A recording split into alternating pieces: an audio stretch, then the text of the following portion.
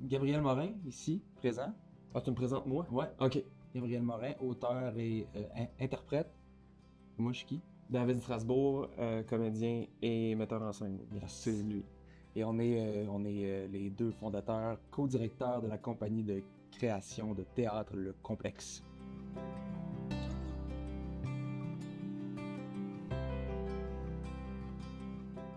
Merci d'être venu. C'est parti du désir de comprendre le suicide de mon frère, qui est arrivé il y a 15 ans.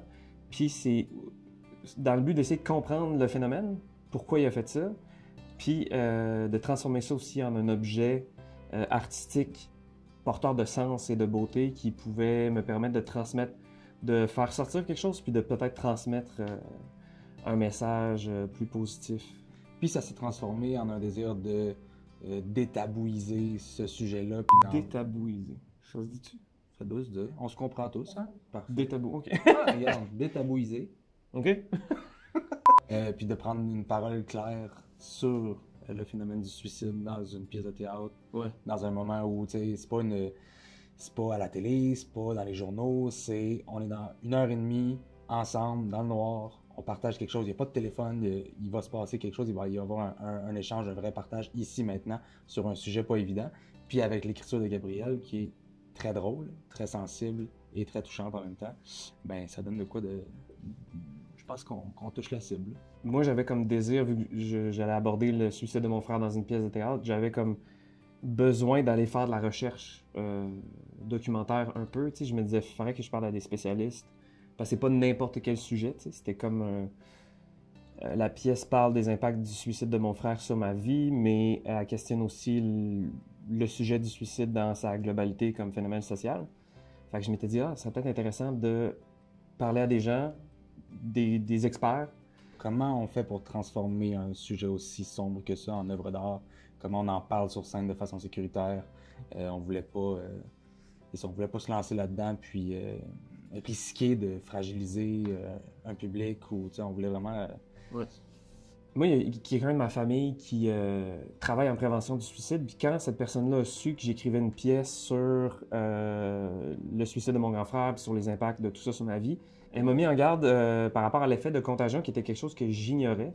Mais quand il est question de suicide, la façon d'en parler, même si on veut bien faire, juste de parler de suicide ou de le montrer, de l'incarner sur scène ou dans un film ou whatever, ça peut fragiliser des gens, alors que c'est souvent pas notre intention. On veut une scène émotive, on veut témoigner d'un phénomène qui nous touche ou qui nous blesse, tu sais. Mais des fois, par la représentation, on peut en fait fragiliser des gens qui sont déjà en processus suicidaire.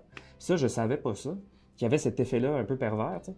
Puis après avoir appris ça, j'étais allé sur le site de la QPS lire le guide. Fait que ça m'a comme déjà tout de suite influencé dans mon écriture parce que j'étais comme, le but c'est vraiment pas de nuire aux gens, tu sais.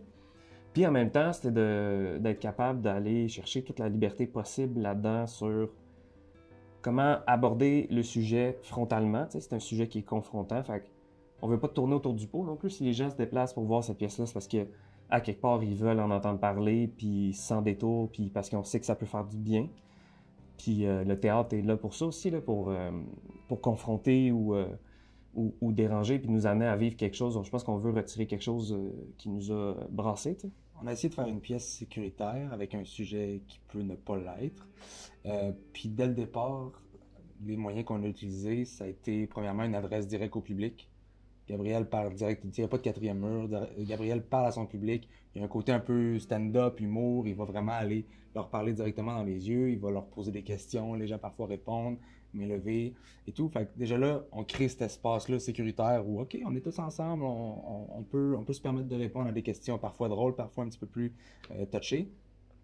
Donc ça, pour moi, c'était évident que ça prenait cette adresse directe-là pour pas créer de distance avec le public. Puis, il y a aussi eu, Gab, il y a eu une idée à un moment donné, très brillante, d'inclure dans la pièce un intervenant spécialisé en prévention du suicide. Donc, cette personne-là est dans le public, elle assiste au spectacle à tous les soirs, et il y a un moment précis de la pièce où Gabriel la présente. L'invite à monter sur scène, il demande c'est quoi ton travail, qu'est-ce que tu fais dans la vie, à quoi sert le centre de prévention du suicide de la région. Tu sais, on voulait, je pense, avoir un impact. On veut raconter une histoire, là. C'est pas une conférence, là. La pièce Merci d'être venu, c'est une histoire, c'est du théâtre, c'est onirique et Ouais. tout. Mais on voulait aussi avoir un impact, tu sais, créer un premier pont. Puis aussi, c'était pour protéger le public et me protéger moi. Ben, je me disais, qu'est-ce qui arrive si quelqu'un Et en vient de perdre, détresse, est en ouais. détresse, soit il vient de perdre quelqu'un, soit lui-même est fragile, puis là, la pièce fait monter beaucoup d'émotions, puis la personne vient me voir, puis me confie toute, toute sa détresse. Moi, je suis comédien, je suis pas intervenant, fait que, tu sais, je veux pas porter la responsabilité de j'ai-tu les bonnes affaires, j'ai-tu donné les bonnes ressources, est-ce que j'ai bien évalué là, son niveau là, de danger là, ou de risque, tu sais. Ben, j'ai fait ma petite recherche sur comment aborder le suicide dans une création, là, les bonnes et les moins bonnes pratiques. Puis ayant ça en tête, ben, j'ai écrit une première version du texte. Suite à une résidence, on a envoyé ce texte-là au Centre de prévention du suicide de Québec. Puis je leur ai demandé si une personne clinique, une clinicienne a lu le texte, puis elle nous est revenue avec un retour très positif, comme quoi c'était comme un bon outil de prévention, puis que ça abordait bien tous les aspects du deuil. Dès qu'on est entré en contact avec le texte, on a reçu énormément d'énergie positive, puis on sentait que le projet parlait autant au CPS de Québec qu'à la QPS. De savoir pourquoi on recommande de moins faire ça, de plus adopter ça. Après ça, le choix t'appartient, puis tu es juste plus informé dans ce que tu fais créativement, puis sortir de l'ignorance, je trouve que c'est jamais négatif en termes de création. Puis après ça, c'est à toi de choisir c'est quoi le risque artistique que tu prends. Tu veux parler de suicide dans ton œuvre d'art? Parfait. Fais-le un peu comme tu le sens, mais renseigne-toi quand même. Après ça, le risque artistique, comme tu dis, va te permettre dans tes entrevues ou dans la préparation quand tu parles de ce produit-là, il y a un risque ou il y a une façon d'en parler qu'on a choisi pour telle et telle raison. T'sais. Mais je suis au courant du risque que je prends en faisant ça. T'sais. Puis la contrainte principale pour ce show-là, c'était de respecter les règles autour de la prévention du suicide. J'aime pas dire le mot règle, mais on se comprend. Là. Euh, Moi, j'ai pas trouvé, au contraire, que j'ai trouvé que c'était un moteur de création, puis ça nous a stimulé dans le fait, ok, comment on fait pour avoir l'angle parfait pour parler de ça. Puis non, j'ai trouvé ça vraiment stimulant.